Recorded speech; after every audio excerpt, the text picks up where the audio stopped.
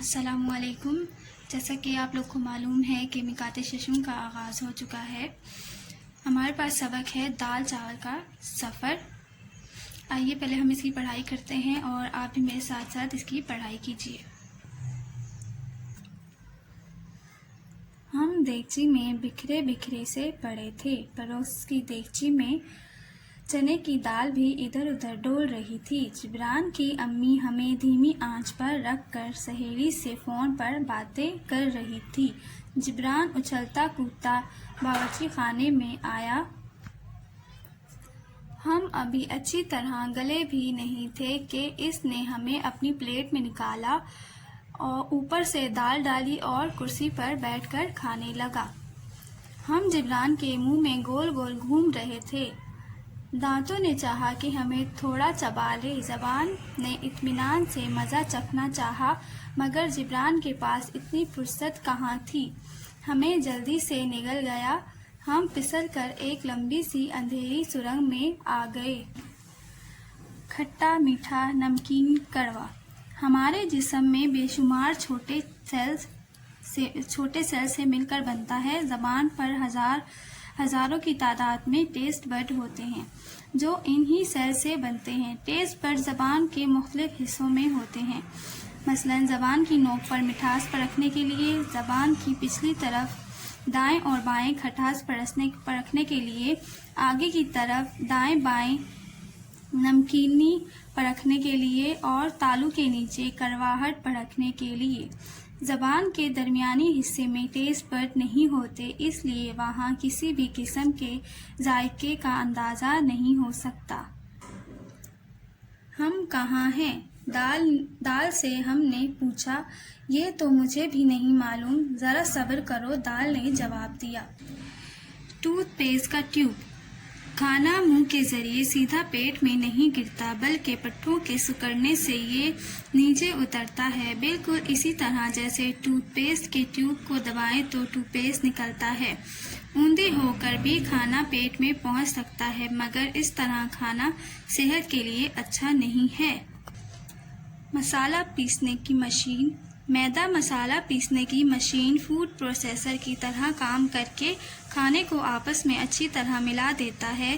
چھوٹی آنت میں کھانا اتنے باریک ذرات میں تبدیل ہو جاتا ہے کہ جسم کے سیل اسے طاقت کے لیے بآسانی استعمال کر سکتے ہیں۔ ہم نیچے کی طرف اترتے گئے، یہاں تک کہ ایسی جگہ آ گئے جہاں ہر طرف دیواریں سی تھی۔ ایسا لگ رہا تھا جیسے ہم دیواروں کے اندر قید ہو گئے ہیں۔ ہم پر ہر طرف سے چھینٹے پڑ رہے تھے، دیواریں کبھی پھول جاتی کبھی پچک جاتی۔ پھولنے اور پچکنے کے ساتھ ساتھ عجیب سی آوازیں آ رہی تھی۔ سب چیزیں ایسے پس رہی تھی جیسے جبران کی امی کی مشین میں لہسن ادرک پستے ہیں۔ کیا ہم بھی ان چیزوں کی طرح پس جائیں گے؟ دھکے کھاتے ہوئے ہم نے دال سے پوچھا۔ پتا اور جگر معدے کے ساتھ جڑے ہوتے ہیں، ان میں وٹامن ہوتے ہیں جو جسم کو طاقت پہنچاتے ہیں۔ ان میں ایسے ارک بھی بنتے ہیں جو کھانے میں موجود چربی کو پگھلاتے ہیں اور جسم میں پیدا ہونے والے زہر کو ختم کرتے ہیں۔ جسم کے اندر پائپ لائنیں۔ خون کی شریانیں آرٹریز جسم کے اندر اس طرح پھیلی ہوتی ہیں جس طرح زمین میں پائپ لائنوں کا جال بچھا ہوتا ہے۔ مجھے تو نہیں لگتا کہ یہ دیواریں ہمارا کچھ بگاڑ سکیں گی۔ ہاں، گلے ہوئے ہوتے تو بات اور تھی۔ یہاں سے ایک گلی نیچے کی طرف جا رہی تھی۔ دال نے کچھ دیر بعد کہا، چلو اس گلی میں چلتے ہیں، دیکھو یہاں طرح طرح کے ارک نکل رہے ہیں اور کھانے بھی دیواروں میں جذب ہو رہا ہے۔ ہم نے حیرت سے کہا، یہی کھانا تو جسم کو طاقتور بناتا ہے، دال نے سمجھایا۔ چھوٹی آنت کی لمبائی تقریباً 7.5 میٹر یعنی کہ 25 فٹ ہوتی ہے۔ یہ پیٹ میں کوئل کی طرح ہوتی ہے۔ اگر آنت بالکل سیدھی ہوتی تو انسان کا قد بھی تقریباً 28 فٹ ہوتا۔ کیا ہم بھی جبران کو طاقتور بنا دیں گے؟ ہم نے خوش ہو کر پوچھا۔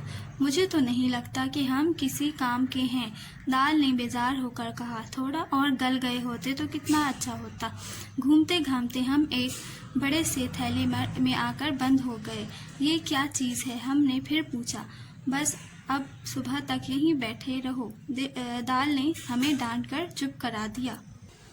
جسم میں طاقت، چلنے پھرنے، بڑا ہونے، سوچنے سمجھنے، باتیں کرنے اور کھیلنے کودنے کے لیے طاقت کی ضرورت ہوتی ہے۔ یہ طاقت ہمارے جسم کھانے سے حاصل کرتا ہے۔ جب ہم کھانا کھاتے ہیں تو ہمارا جسم کھانے کو ہضم کرتا ہے تاکہ جسم کے سیل اس کو طاقت پیدا کرنے کے لیے استعمال کر سکیں۔ ہضم کیا ہوا کھانا خون کی رگوں بلڈ ویسلز کے ذریعے جسم کے سیلز میں پہنچتا ہے۔ باہر سے خیام اور مریم